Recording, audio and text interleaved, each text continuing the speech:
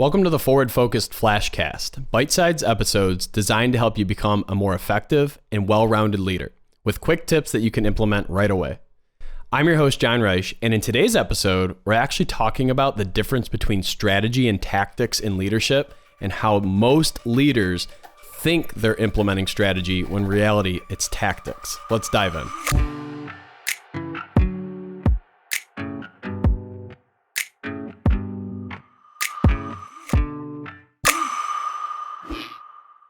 A lot of times we look for a silver bullet, something that can solve multiple issues in our organization or in our company, and we think about new tactics that we want to try, right? Maybe we saw a TikTok video of something that every leader should implement by Monday morning, right? Or we've seen a YouTube training that talks about here's 3 things to implement in your organization right away. What I have found is that if we jump from tactic to tactic, we often find ourselves spinning in mud. We look up every 30 to 45 days and we wonder why our organization hasn't made substantial change.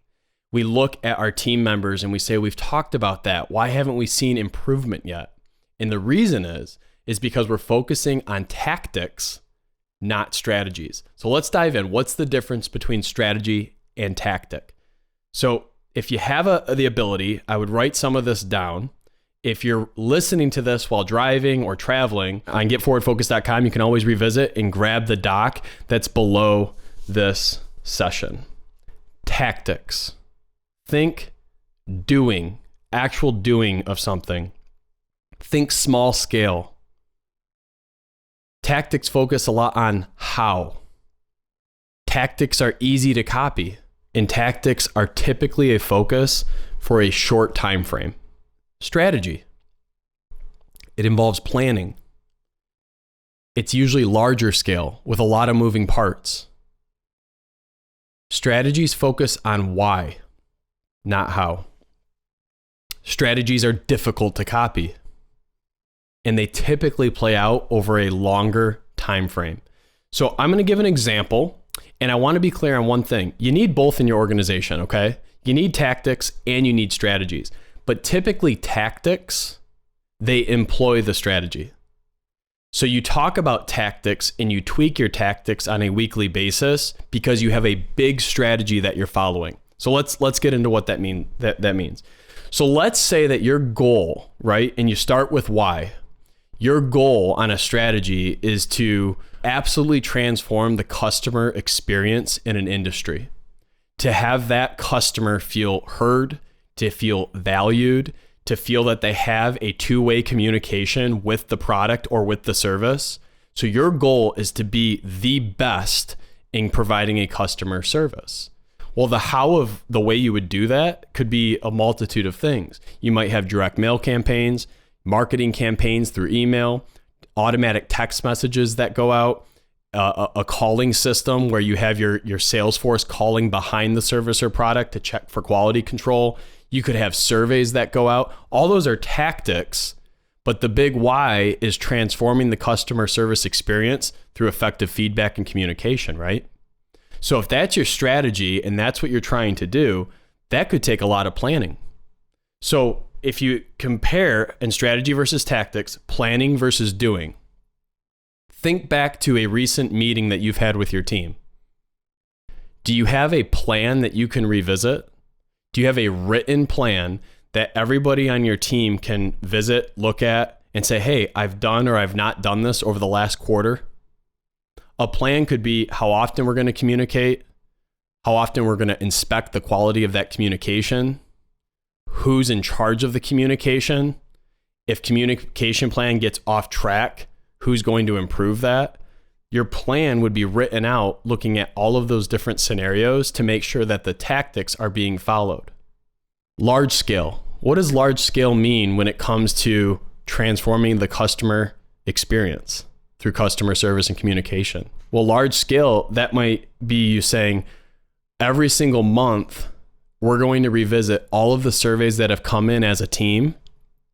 And we're going to talk about ways that we can reach out to that customer for more context if needed. And we're going to talk about ways that we're going to implement the feedback into our specific divisions in the company. So if a customer pattern comes back that says, our turnaround time on your service or product, we're getting it in 5 to 7 days. And ideally, we would like to get it within 3 days. You could take that feedback and come back to the team and say, okay, we're at 5 to 7. What needs to happen across our plan, our rollout plan, for us to get it to 3 days? Can we cut 5 hours in this division? Can we cut 10 hours over in this process? Why are we sitting on this service request for a 24-hour period? Is it our speed to lead or a speed to request? Is that our problem, right? So you start thinking about on a large scale how everybody could chip in to hit this goal for 3 days, not 5 to 7. And once you achieve that goal, how are you going to communicate it to your customers that you heard them, that you listened to them, that you looked at the system and you made improvements to achieve a 3-day turnaround instead of 5 to 7. The next one that makes something a strategy is it's difficult to copy. What this means is that you've put so much time, energy, and thought into your plan, into your process, and into your people who are then going to execute it. Joe Schmo down the street can't just copy what you're doing. They wouldn't be able to say, hey, send over a Google Doc, maybe your friendly competitors, right? And they're like, send over a Google Doc of what your system is. And they'd be able to read your Google Doc and implement that strategy or system by the end of the week. Difficult to copy is typically because you have the right people in the right seats.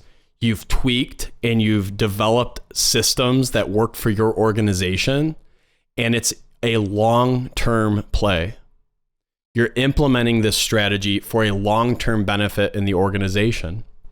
I'll give you an example that we did at Keller Williams Lakeside. We shifted our strategy because of COVID, the pandemic, and it stayed here post-COVID because it elevated the experience for our real estate agents at the office. We now have auto deposit on all commission checks. We have a drop-off system where an agent can drop their file or drop off any documents to the office and have that uploaded into their filing system for them, so they don't have to take valuable time to make copies or scan those documents up into their file to close the deal.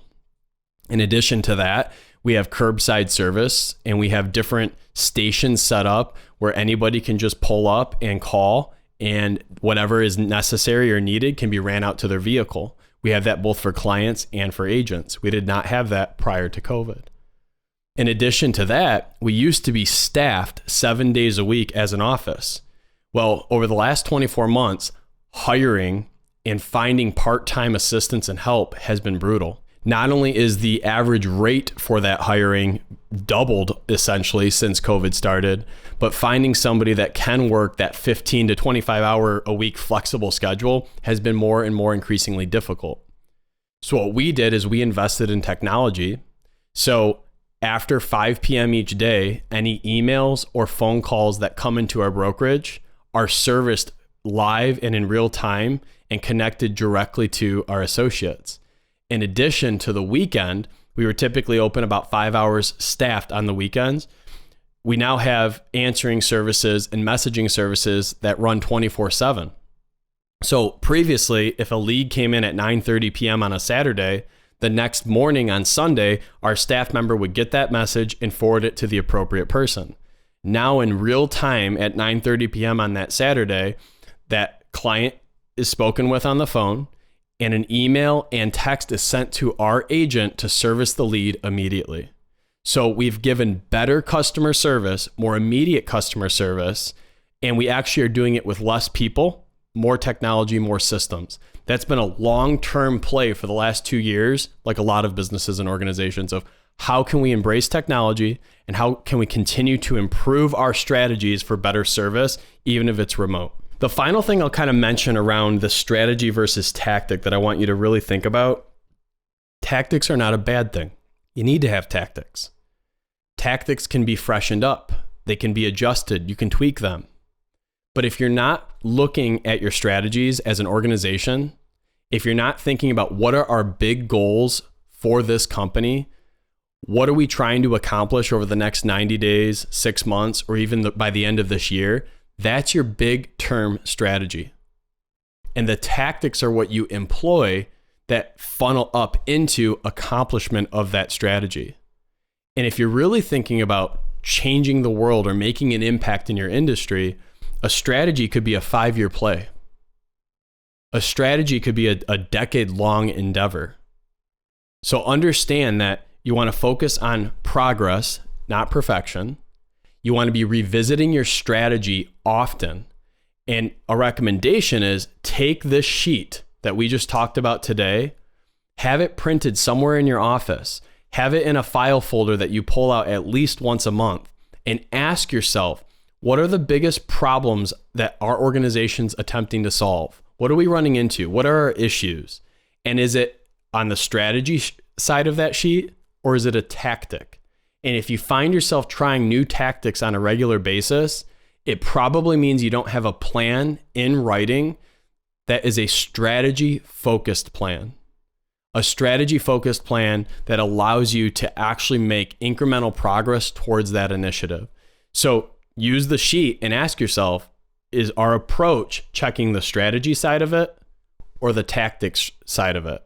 And if you find yourself checking more of the tactics side than the strategy side, this is an indicator for you and your team to either get a coach, to have a half-day workshop or retreat where you can sit back and ask your team, what do we need to do differently? What is our strategy?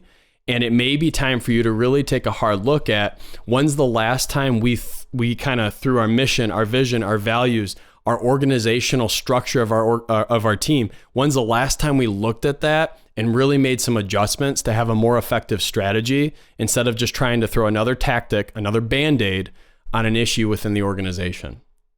Strategies are planning, large scale, they focus on why, they're difficult to copy, and they usually have a longer time frame. Your organization is going to be healthier when you're able to focus on strategy on a regular basis and not just jumping from tactic to tactic. I really hope you take the time to look at this resource and think about how you can implement more strategy into your business and in your life. If you found value in today's content, please be sure to subscribe so you never miss a lesson to become the leader that you deserve to be. And until next time, lead on.